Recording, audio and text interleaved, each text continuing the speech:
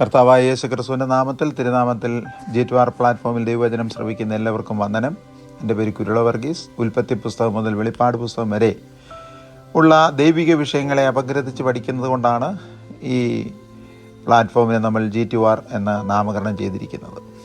നിങ്ങൾ ക്ഷമയോടുകൂടെ ദൈവത്തിൻ്റെ വചനം കഴിഞ്ഞ നാളുകളിൽ കേൾക്കുന്നു. അതിനായി ദൈവത്തോട് ഞങ്ങൾ നന്ദിയുള്ളവരാണ്. നിങ്ങളെയും ഓർത്ത് ദൈവത്തെ സ്തുതിക്കുന്നു. കരപൂരണയാഗം, അതിൽ പുരോഹിതൻ്റെ കരപൂരണയാം, രാജാക്കന്മാരുടെ കരപൂരണം, പ്രവാചകന്മാരുടെ കരപൂരണം എന്നീ വിഷയങ്ങളെയാണ് നാം പഠിച്ചുകൊണ്ടിരിക്കുന്നത്. അതിൽ പ്രവാചകൻ്റെ ശുശ്രൂഷയുടെ മാനദണ്ഡങ്ങൾ എന്തെല്ലാമാണ്? ആവർത്തന പുസ്തകം 18:20 മുതൽ 22 വരെയുള്ള വാക്യങ്ങൾ വായിക്കുന്നു.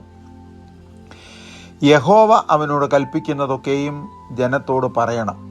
യഹോവ കൽപ്പിക്കുന്നത് കേട്ട ശേഷം അതിൽ യാതൊരു വിധമായ അഡ്ജസ്റ്റ്മെൻറ്റും അമെൻമെൻറ്റും വരുത്തരുത്. യഹോവ കൽപ്പിക്കുന്നത് മുഴുവൻ പറയണം. പ്രവാചകൻ്റെ വായ് യഹോവയുടെ വായാകുന്നു. പുരോഹിതൻ്റെ വായ് ജനത്തിൻ്റെ വായാണ്. അവൻ മുകളോട്ട് നോക്കി ദൈവമേ കേൾക്കണമേ എന്ന് പറയുമ്പോൾ അതിനുത്തരമായി ദൈവാദിദൈവം സ്വർഗാദി സ്വർഗത്തിൽ നിന്നും തൻ്റെ പ്രവാചകന്മാരുടെ അധരങ്ങളിൽ കൂടെ പറയുന്ന ദൈവവചനം താഴേക്ക് ജനത്തോടുള്ളതാണ്.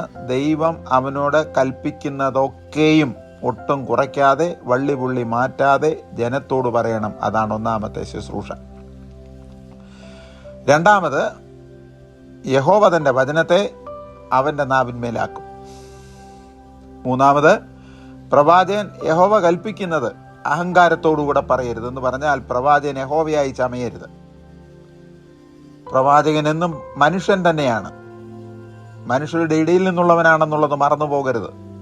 ശുശ്രൂഷകൾ എന്തെങ്കിലും ദൈവം കൊടുത്താൽ അവർ അഹങ്കാരത്തോടുകൂടെ തങ്ങളെക്കാൾ വലിയവരാണ് തങ്ങൾ എന്നൊരിക്കലും ചിന്തിക്കരുത്. അഹങ്കാരം ആപത്തിലേക്കും വീഴ്ചയിലേക്കും നടത്തും എന്നുള്ളത് മറക്കരുത്. നാലാമത്, അവൻ അന്യ ദൈവങ്ങളുടെ നാമത്തിൽ പ്രവചിക്കരുത്. അങ്ങനെ ചെയ്താൽ അവൻ മരണശിക്ഷ അനുഭവിക്കണം. 18:20.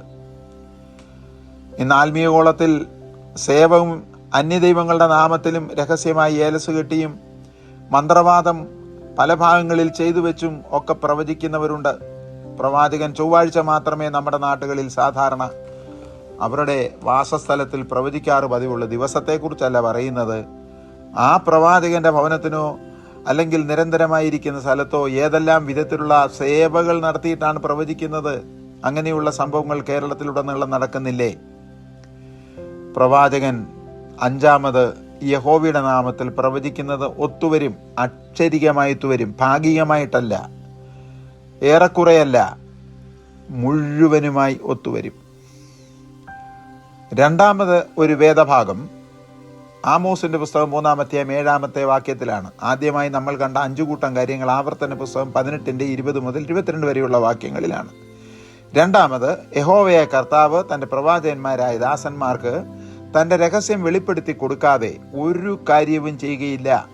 അത് ദൈവത്തിൻ്റെ നീതിയാണ്. അവൻ സർവശക്തനാണെങ്കിലും തൻ്റെ സ്ഥാനാപതികളായി ഈ ലോകത്തിലാക്കപ്പെട്ടിരിക്കുന്ന പ്രവാചകന്മാരോട് പറയാതെ ഒരു കാര്യവും ദൈവം ചെയ്യുകയില്ല. അതിനുള്ള ഉദാഹരണമാണ് ഉൽപ്പത്തി പുസ്തകത്തിൽ സോതോമിനെ നശിപ്പിക്കുവാനായി ദൈവം തീരുമാനിച്ച് കാര്യങ്ങൾ ക്രമീകരിച്ചിരിക്കുമ്പോൾ തൻ്റെ ദാസനെ അബ്രഹാമിനോട് ദൈവം അത് അരുളി ചെയ്തത്. ഇസ്രായേൽ ജനത്തിൻ്റെ അടിമത്വത്തെക്കുറിച്ച് യെരമ്യാവിനോട് പറഞ്ഞു. 25, 27, 29 അധ്യായങ്ങളിൽ നാളുകൾ, നാഴികകൾ, എത്ര കാലത്തേക്ക്, അതിനുശേഷം വിടുതൽ, എന്തിനധികം, സഹസ്രാബ്ദം, മഹോപദ്രവം, നിത്യത മുതലായ സകല കാര്യങ്ങളെക്കുറിച്ചും മൃഗത്തിൻ്റെ പ്രത്യക്ഷതയെക്കുറിച്ചും ദാനിയേൽ മുഖാന്തരം അരുളി ചെയ്തില്ലേ? ഇതിൽ കൂടുതൽ എന്തും തെളിവ് വേണം? യഹോവയായ കർത്താവ് പ്രവാചകന്മാരായ തന്റെ ദാസന്മാർക്ക് തൻ്റെ രഹസ്യം വെളിപ്പെടുത്തി കൊടുക്കാതെ ഒരു കാര്യവും ചെയ്യുകയില്ല. മൂന്നാമത്, യഹോവയാൽ അയക്കപ്പെട്ട പ്രവാചകൻ സമാധാനം പ്രവചിക്കും. അത് നിവർത്തിയാകും. അവരാകുന്നു സത്യപ്രവാചകന്മാർ. അല്ലാതെ സമാധാനമില്ലാത്തടത്ത് സമാധാനം പ്രവചിക്കുകയും സമാധാനമുള്ളിടത്ത് അസമാധാനം പറയുകയും ഒക്കെ ചെയ്യുന്ന പ്രവാചകന്മാരെന്നിവിടെയുണ്ട്. അവരുടെ കോപവും ക്രോധവും പകയും ഒക്കെ നിറവേറ്റുവാൻ പാവപ്പെട്ട ആളുകൾക്കെതിരായി പ്രവചിക്കുന്ന കള്ളപ്രവാചകന്മാർ. അവർ സത്യപ്രവാചകന്മാരല്ല, അവർ മിഥ്യയുടെ പ്രവാചകന്മാരാണ്. യിരെമ്യാവിൻ്റെ പുസ്തകം 28:9. യഹോവയുടെ പ്രവാചകന്മാരുടെ വായിൽ വരുന്ന വചനം ധൈര്യപ്പെടുത്തുവാൻ ദൈവം അവർക്ക് കൊടുക്കുന്ന വചനങ്ങളാകുന്നു. അധൈര്യപ്പെടുത്തുന്ന വചനങ്ങൾ ഒന്നും പ്രവാചകന്മാരുടെ വായുകളിൽ നിന്ന്, അധരങ്ങളിൽ നിന്ന്, ഉദടുകളിൽ നിന്ന് വെളിപ്പെടുകയില്ല എന്ന് പ്രവാചകന്മാരിൽ അവസാനത്തേതിന് മുൻപുള്ള മലാക്കി പ്രവചനത്തിന് മുൻപുള്ള യെരമ്യാ പ്രവാചകൻ 8-9 വാക്യത്തിൽ ഉച്ചൈശ്വര്യം ഘോഷിച്ചിരിക്കുന്നു. യഹോവയും പ്രവാചകവും പൗരോഹിത്യ ശുശ്രൂഷകന്മാരും തമ്മിലുള്ള ഒരു താരതമ്യം ഇവിടെ നമുക്ക് കാണാം. അടുത്തതായി, വിശുദ്ധ വേദ പഴയ നിയമത്തിലെ 2 വിധ ശുശ്രൂഷകന്മാരാകുന്നു പുരോഹിതന്മാരും പ്രവാചകന്മാരും, അഥവാ പൗരോഹിത്യ ശുശ്രൂഷയും പ്രവാചക ശുശ്രൂഷയും. ഒരാൾ തന്നെ ഇത് രണ്ടും ചെയ്തിട്ടുണ്ട്, രണ്ടും വ്യത്യസ്ത വ്യക്തികളും ചെയ്തിട്ടുണ്ട്. ഇനി പൗരോഹിത്യ ശുശ്രൂഷ ചെയ്യുവാൻ യഹോവയാകുന്ന ദൈവം ലേവി ഗോത്രത്തിന് മാത്രം അനുവാദം കൊടുത്തു. സംഖ്യാപുസ്തകം 8:14, ആവർത്തന പുസ്തകം 10:8. എന്നാൽ പ്രവചന ശുശ്രൂഷയ്ക്ക് എല്ലാ ഗോത്രങ്ങളിൽ നിന്നും ദൈവം വ്യക്തികളെ തിരഞ്ഞെടുത്തിരിക്കുന്നു. അത് ഗ്രഹിക്കണം, മനസ്സിലാക്കണം. ഹാനോക്ക് 1-ാമത്തെ പ്രവാചകനായി ദൈവവചനത്തിൽ എഴുതിയിരിക്കുന്നു. അത് ഹാനോക്കിൻ്റെ പ്രവചനമെന്നും പറഞ്ഞ് പഴയ നിയമത്തിലെങ്ങും ഇല്ല. പുതിയ നിയമത്തിൽ ഉള്ള 27 പുസ്തകങ്ങളിൽ 26-ാമത്തെ പുസ്തകത്തിലാണ് ഹാനോക്കിൻ്റെ പ്രവചനത്തെക്കുറിച്ച് എഴുതിയിരിക്കുന്നത്. യൂദ, കർത്താവിൻ്റെ അർത്ഥ സഹോദരന്മാരിൽ ഒരുവനായിരുന്ന യൂദ, യാക്കോബ്, യോസെ, യൂദ, ശിമയോൻ എന്നീ പറയുന്ന 4 സഹോദരന്മാർ യോസഫിൽ നിന്നും മറിയയ്ക്ക് ജനിച്ച മക്കളാണ്. എന്നിട്ടും ഇന്നും മറിയ കന്യകയാണെന്ന് പറഞ്ഞു കൊണ്ട് നടക്കുന്ന ഒരു കൂട്ടം ആളുകളുണ്ട്. അത് മറിയ ഇവിടെ ഉണ്ടെങ്കിൽ മറിയ തന്നെ പറയും, ഞാൻ ആ രീതിയിൽ കന്യകയല്ല, എൻ്റെ ആദ്യജാതൻ യേശുവാണ്, അവനെ പ്രസവിച്ച ശേഷം ഞങ്ങൾ കുടുംബജീവിതം ചെയ്ത് ഞങ്ങൾക്കുണ്ടായ മക്കളാണ്, 4 ആൺമക്കൾ, പിന്നെ 1-ൽ കൂടുതൽ പെൺമക്കളുമുണ്ട്. യൂദ അതിൽ ഒരുവനാണ്. ഗോത്രം എന്താണെന്ന് എഴുതിയിട്ടില്ല. ഗോത്രങ്ങൾ ഉണ്ടായിട്ടുമില്ല ഹാനോക്കിൻ്റെ കാലത്ത്. സംഖ്യാപുസ്തകം 12:6, മോശെ പ്രവാചകനായിരുന്നു, ലേവി ഗോത്രക്കാരനാണ്. 3 ശമൂവേലിൻ്റെ 1-ാമത്തെ പുസ്തകം 3-20 വാക്യം, ശമൂവേൽ പ്രവാചകൻ, ലേവി ഗോത്രം. 4 യിരെമ്യാ പ്രവാചകൻ, 1-ാമത്തെ വാക്യം, ലേവി ഗോത്രക്കാരൻ. 2-ാമത്തെ 17 വാക്യത്തിലും അത് സ്ഥിരീകരിച്ചിട്ടുണ്ട്. ആവർത്തന പുസ്തകം 13:2 ഏത് ഗോത്രത്തിൽ നിന്നും ദൈവം പ്രവാചകന്മാരെ വിളിച്ചിട്ടുണ്ടെന്ന് തെളിവുകളാണ് താഴോട്ട് നമ്മൾ കാണുന്നത്. ശമൂവേലിൻ്റെ 1-ാമത്തെ പുസ്തകം 10-ാമത്തേതിൻ്റെ 10 മുതൽ 13 വരെയുള്ള വാക്യങ്ങൾ, ശൗൽ പ്രവചിച്ചല്ലോ, ബെന്യാമീൻ ഗോത്രക്കാരൻ. യെശയ്യാ പ്രവചനം 1:1, യെശയ്യാവ് യഹൂദ ഗോത്രത്തിൽ നിന്നുള്ളവൻ. മത്തായി സുവിശേഷം 4-ാമത്തേതിൻ്റെ 14 മുതൽ 16 വരെയുള്ള വാക്യങ്ങൾ. 7 ശമൂവേൽ പ്രവചനം 1-ാമത്തെ പുസ്തകം 22:5, ഗാദ് പ്രവാചകൻ, ഗോത്രം പറഞ്ഞിട്ടില്ല. 8 ശമൂവേലിൻ 2-ാം പുസ്തകം 7:2, നാഥാൻ പ്രവാചകൻ, ഗോത്രം പറഞ്ഞിട്ടില്ല. ഇത്രയും ധൈര്യത്തോടു കൂടെ ദാവീദ് രാജാവിൻ്റെ മുന്നിൽ നിന്ന് ഉച്ചൈശ്വര്യം ദൈവവചനം ഖണ്ഡിതമായി ദൂതായി പറഞ്ഞ ഒരു പ്രവാചകൻ വേറെ ആരുണ്ട്? അത് നീ തന്നെ എന്ന് മുഖത്ത് നോക്കി ചൂണ്ടുവിരൽ ചൂണ്ടി പറഞ്ഞു. ആ ചൂണ്ടുവിരൽ ചൂണ്ടി പറഞ്ഞ ദൂതിൻ്റെ മുൻപിൽ ദാവീദ് വീണുപോയി. ഭ്രാന്തനാനെ പോലും കൈവിരൽ ചൂണ്ടി നിർത്തുന്ന ചില പാപ്പാന്മാരുള്ളതുപോലെ രാജാവായിരുന്ന ദാവീദിനെ വിരൽ ചൂണ്ടി അവൻ്റെ കുറ്റബോധം വരുത്തി. ഇതാണ് പ്രവചന ശുശ്രൂഷ. രാജാക്കന്മാരുടെ 1-ാമത്തെ പുസ്തകം 11-ാമത്തേതിൻ്റെ 29, അഹിയ പ്രവാചകൻ, ഗോത്രം പറഞ്ഞിട്ടില്ല. ദൈവത്തിന് സ്തോത്രം. ആഹാബിൻ്റെ ഭാര്യ വന്നപ്പോൾ കണ്ണ് കാണാതിരുന്നിട്ടും അത് പേരുൾപ്പെടെ വിളിച്ചു പറഞ്ഞു. നേരത്തെ ആർക്കും ട്രെയിനിങ് കൊടുത്ത് പേര് വിളിച്ചു പറഞ്ഞതല്ല, അവന് ദൈവാത്മാവ് ഹൃദയത്തിൽ വെളിപ്പെടുത്തി കൊടുത്ത ദൂതാണ് പറയുന്നത്. രാജാക്കന്മാരുടെ 1-ാമത്തെ പുസ്തകം 18-ാം അധ്യായം 16-ാമത്തെ വാക്യം, ഏലിയ പ്രവാചകൻ, ഗോത്രം പറഞ്ഞിട്ടില്ല. രാജാക്കന്മാരുടെ 2-ാമത്തെ പുസ്തകം 3-ാം അധ്യായം 12-13, എലീശ പ്രവാചകൻ, ഗോത്രം പറഞ്ഞിട്ടില്ല. ഇസ്രയേൽ രാജ്യങ്ങളിൽ ഇതുപോലെ അത്ഭുത പ്രവൃത്തികൾ നടത്തിയ പ്രപഞ്ചത്തിലെ പ്രാപഞ്ചിക നിയമത്തെ പോലും വെല്ലുവിളിച്ച പ്രവാചകൻ ഏലിയാവ്. എന്തോ ഒരു ശുശ്രൂഷ! ആകാശമേഘങ്ങളെ തടുത്തു നിർത്തി മഴ പെയ്യിക്കാതിരുത്തിയ രാജാവ്, മരിച്ചവരെ ഉയർപ്പിച്ച പ്രവാചകൻ. ദൈവത്തിന് സ്തോത്രം. ഒരു പാവപ്പെട്ട വിധവയുടെ വീട്ടിലെ മാവ് വർദ്ധിപ്പിച്ച് ക്ഷാമകാലം തീരുന്നിടം വരെ അവളുടെയും കുടുംബത്തെയും ക്ഷേമമായി പോറ്റി പുലർത്തുവാൻ തക്കവണ്ണം അത്ഭുതം പ്രവർത്തിച്ച പ്രവാചകൻ. അതിൽ ഇരട്ടി പ്രവചനങ്ങൾ ചെയ്തവനാണ്. ശവക്കല്ലറയിൽ തൊട്ട ഒരുവൻ പോലും ചാടി എഴുന്നേറ്റു. കൊന്ന് മരിച്ച ശേഷം ശവക്കല്ലറയിൽ ഏലീശാ പ്രവാചകനെ അടക്കിയ കല്ലറയിലിട്ട ആ ശവശരീരം എഴുന്നേറ്റിട്ടു. അപ്പോൾ അത്രമാത്രം അത്ഭുതങ്ങൾ നടത്തിയ പ്രവാചകൻ. ഗോത്രം പറഞ്ഞിട്ടില്ല. 12 ന്യായാധിപന്മാരുടെ പുസ്തകം 6-8 പേരൊന്നും പറഞ്ഞിട്ടില്ല. ഒരു പ്രവാചകൻ എന്ന് മാത്രം. ഏത് ഗോത്രക്കാരൻ വ്യക്തമല്ല. മലാക്കി പ്രവചനം 13 പ്രവാചകന്റെ പേര് ഇവിടെ പറയുന്നതാണ്. 1 മലാക്കി. ഗോത്രം പറഞ്ഞിട്ടില്ല. ഇനിയും 14 ദാനിയേൽ എന്ന പ്രവാചകൻ, ഗോത്രമുണ്ട്, യഹൂദ ഗോത്രം. മർക്കോസിന്റെ സുവിശേഷം 13-14, മത്തായി സുവിശേഷം 24-15. ഇനിയും പേർ പറയാത്ത അനോണിമസ് പ്രോഫറ്റ്സിനെയും ദൈവം ഉപയോഗിച്ചിട്ടുണ്ട്. അവരുടെ പ്രവചനങ്ങളും അക്ഷരം പ്രതി കർക്കശമായി ദൈവം തമ്പുരാൻ നിറവേറ്റിക്കൊടുത്തു. രാജാക്കന്മാരുടെ 1 പുസ്തകം 20-22, 13 അധ്യായം 11 വാക്യം, 13 അധ്യായം 25 വാക്യം, 13 അധ്യായം 29 വാക്യം. ഇവിടെയെല്ലാം ഈ ഭാഗങ്ങളിൽ വിശേഷാൽ 4 വാക്യങ്ങളിൽ കാണുന്ന പ്രവാചകന്മാർ പേർ പറയപ്പെടാത്ത അനോണിമസ് പ്രോഫറ്റ്സ് ആണ്. അപ്പോൾ ഗോത്രത്തിൽ നിന്ന് വ്യക്തമായി വന്നവരുണ്ട്, ഗോത്രം വ്യക്തമാക്കാതിരുന്നവരുണ്ട്, യഹൂദ ഗോത്രത്തിൽ നിന്ന് വന്നവരുണ്ട്, ഒന്നും അഡ്രസ് ഇല്ലാത്ത വന്നവരുണ്ട്.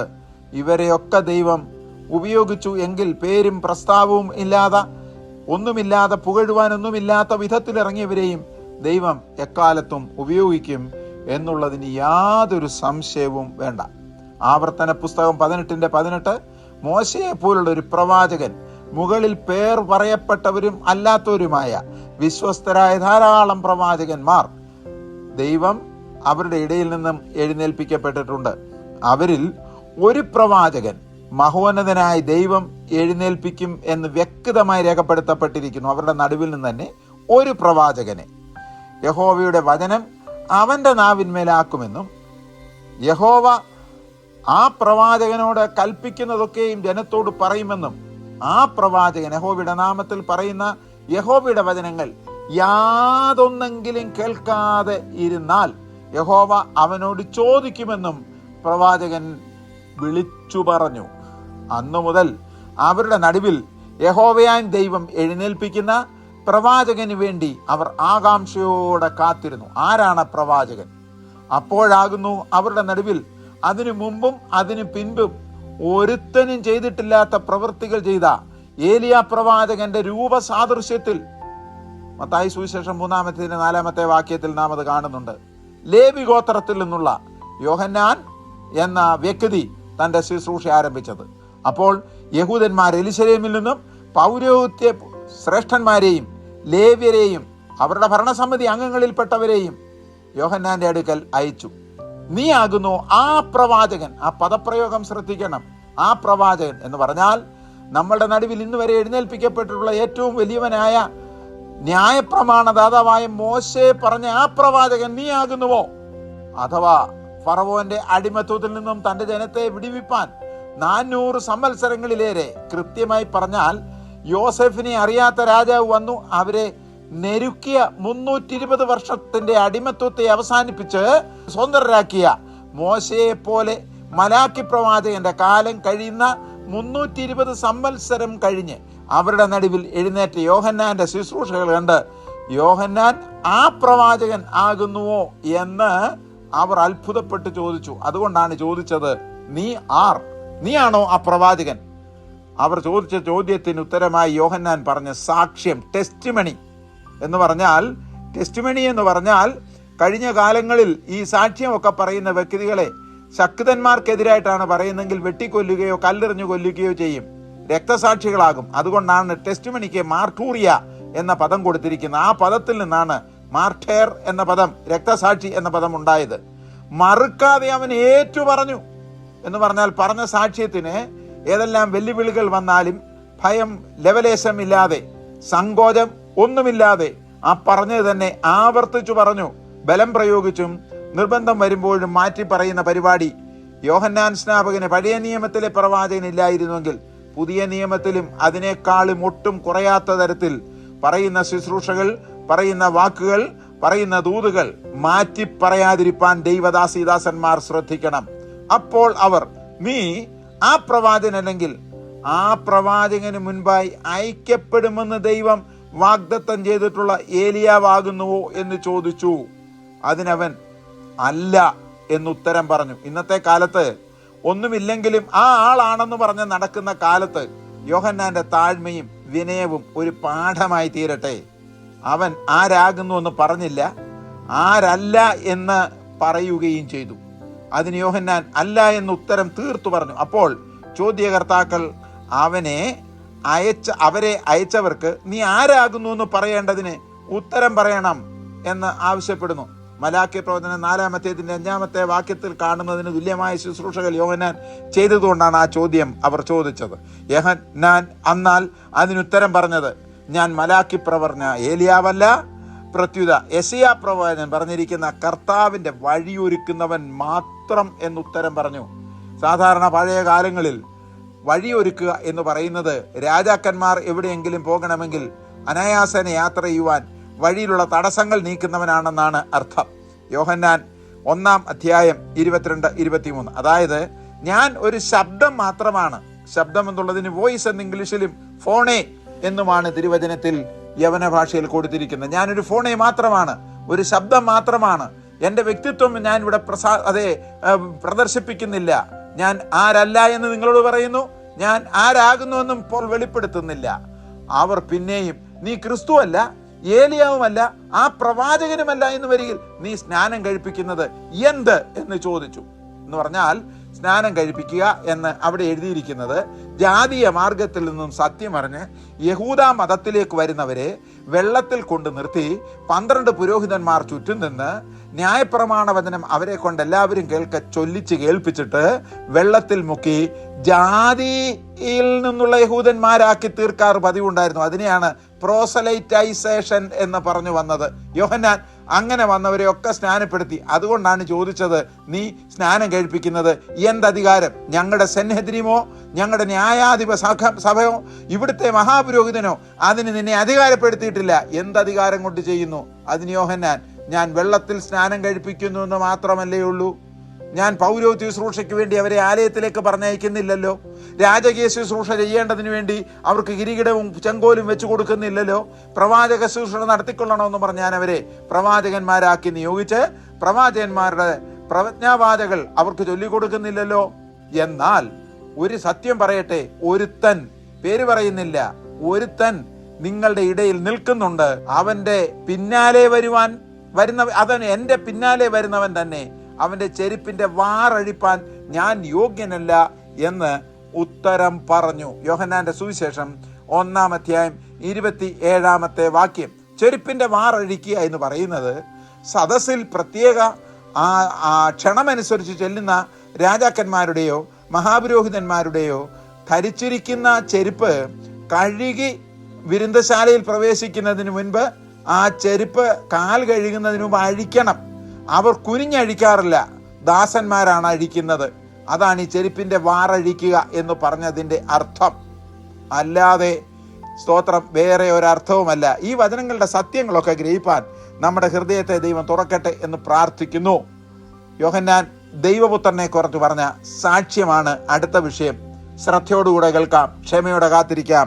ദൈവം നിങ്ങളെ അനുഗ്രഹിച്ച് ആശീർവദിക്കുമാറാകട്ടെ എന്ന് പ്രാർത്ഥിക്കുന്നു. കർത്താവേ, ദൈവവചനം അറിയേണ്ടതുപോലെ അറിയുവാൻ അടിയങ്ങൾ കൃപയും ശക്തിയും ക്ഷമയും തരുമാറാകണമേ എന്ന് പ്രാർത്ഥിച്ചുകൊണ്ട് പുത്രന്റെ നാമത്തിൽ ഞങ്ങളെ താഴ്ത്തി സമർപ്പിക്കുന്നു. കേൾക്കുമാറാകണമേ.